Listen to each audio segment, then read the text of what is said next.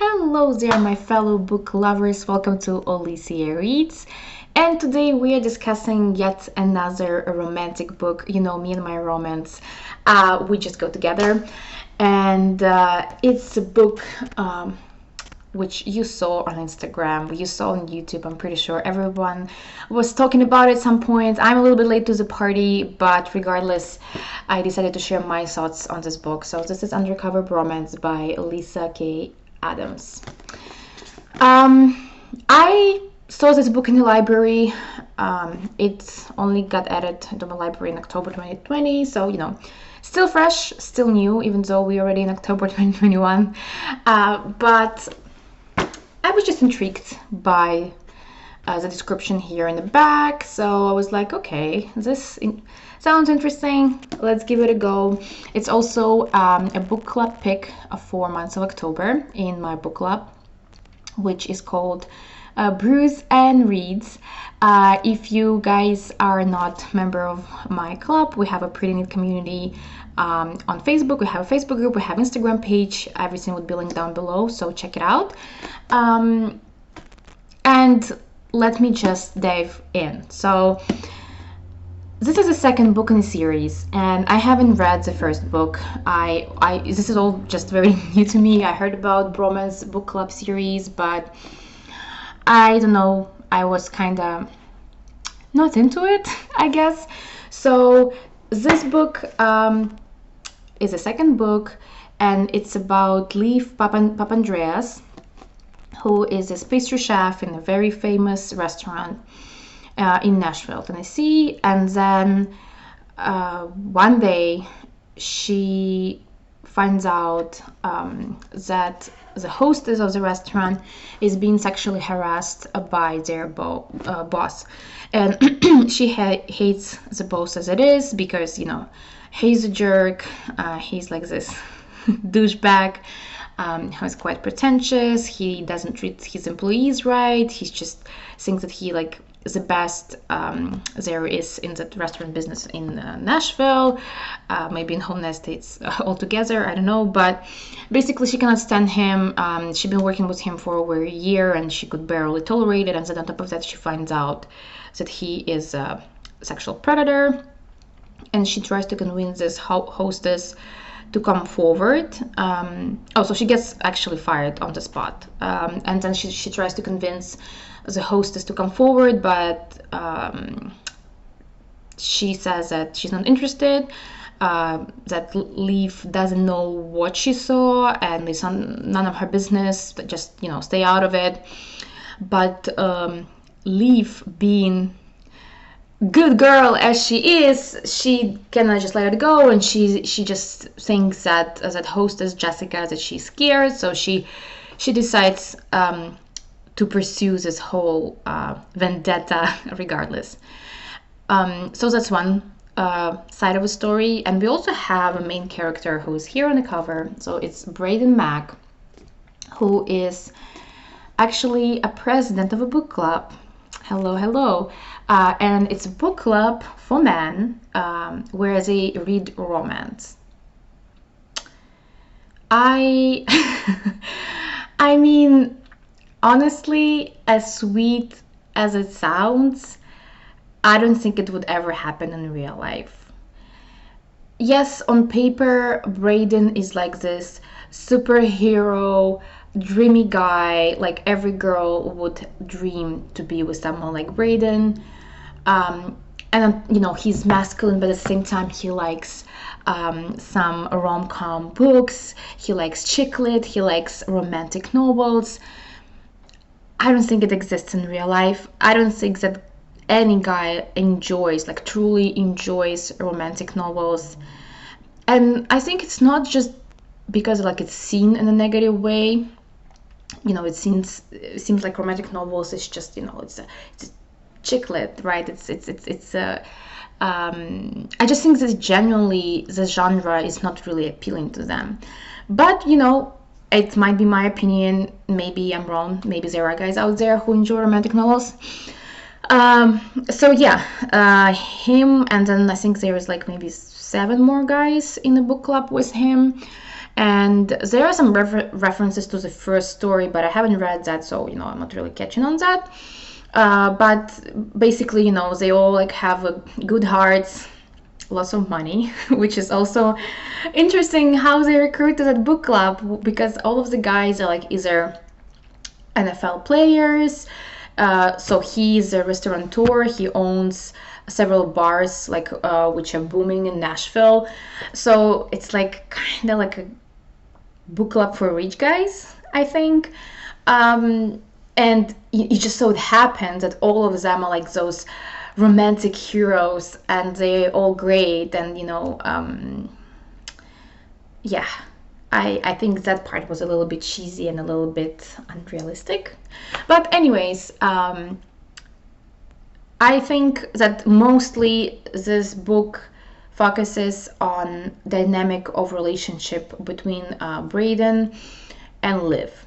So now, as I told you a little bit about both characters, let's talk about the dynamic of their relationship. Liv is a very interesting girl, and I pretty much hate her character. And not to offend anyone in case you liked her character, but to me she sounded very flat, very one-dimensional, and also very spoiled, sort of. She acted like a spoiled brat in the beginning of the book. Especially she just treated Braden like her servant. He was trying to help her and she kept pushing him away. She just, there were like so many cringy scenes when I was reading, and my teeth were like grinding, like, oh my god, why would you do that? She, like, I will give you an example without giving too much away. So like at some point she goes to his work, a place where men works.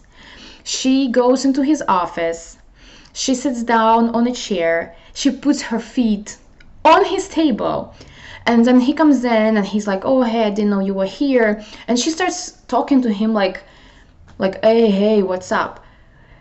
I think it's just disrespectful. It doesn't show her as this badass woman as author so badly wants us to see her as. It just shows her as a spoiled brat who just doesn't who's lacking social skills, because her social skills are just not there. She treats everyone with certain level of awkwardness, and she just expects people to do everything for her, basically, which I really didn't enjoy. And then on top of that, it seems like she hates Braden without really knowing him, which I think didn't really make much sense, because you don't know the guy. Why would you just automatically hate him because he's a guy? So yeah, Liv is portrayed as this like independent, sort of like a feminist, badass girl. Like, I'm my own kind of woman. I don't need saving. I'm gonna do it by myself. And yet she proves yet again that she cannot do it by herself, because she reaches for help for all those men in this book club.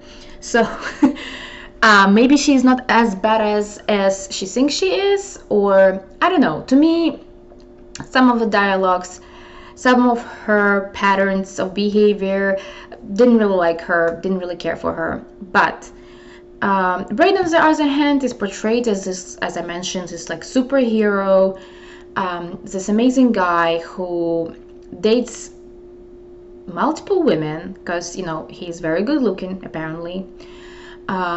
He is very wealthy, because he's doing well with his bars and I think his restaurants, whatever he owns. And he also very much into romantic stories, which doesn't make any sense, but he is. And on top of that, we find out that basically he cannot really settle with anyone because he's trying to be too perfect. When was that an issue? And there is like actually this right in the beginning of a book, they kind of show us that he goes on a date with this girl and he's trying to impress her, so he orders like the most expensive items on the menu, and basically, you know, he acts like what's his name from 50 Shades of Grey? Christian Grey? What was it, Christian? I think so. So yeah, anyways, like he's trying to be that kind of guy, which is hilarious because it kind of goes against his character, because he seems to be like very vulnerable on the inside, and he's like, it's just like it doesn't make sense that he would act like that, and yet he does. So he tries to impress girl, and girl feels very uncomfortable that he's trying to impress her, and she's like, oh, you know why you're single? Because you are too perfect. No one says it ever. So yeah, I don't know. I think that this part didn't make much sense. And then he meets Liv and he tries to help her. She treats him like shit. She treats him horribly. And then he keeps persisting. He persists in trying to help her, which is, I don't understand why, but okay. And then, you know, obviously he falls for her, which again, I don't see why. It's not like they have anything in common, but okay. And they kind of start develop feelings for each other. You know, I always mention the dynamic of relationship in every book I'm talking about, right? Because I think that's important. That's why we read those books, so they don't feel forced. In this book, to me personally, it felt a little bit forced. It felt like author decided, okay, those two gonna fall in love with each other. You take it, whether you like it or not. You take it. You just, you know, just sit there. You read through it and like, hey, wait a second, this thing's kind of escalated quickly. And you know, we also find out that Liv has a more vulnerable side to her throughout the book. You know, that she actually doesn't want to open her heart to anyone because she's afraid of being hurt, which, you know, I get it. That is a very realistic part. I understand that, but I just don't understand why she would mistreat Braden in such a way. And she would see him as this horrible human being, and out of sudden she's like, okay, he's actually pretty great. Well, okay. Didn't make much sense to me.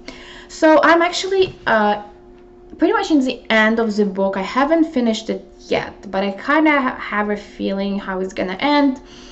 But you know, we're not here to talk about ending or anything, so I felt like I can record this video even before I finish the book, because I just wanted to give you the whole feel of the book.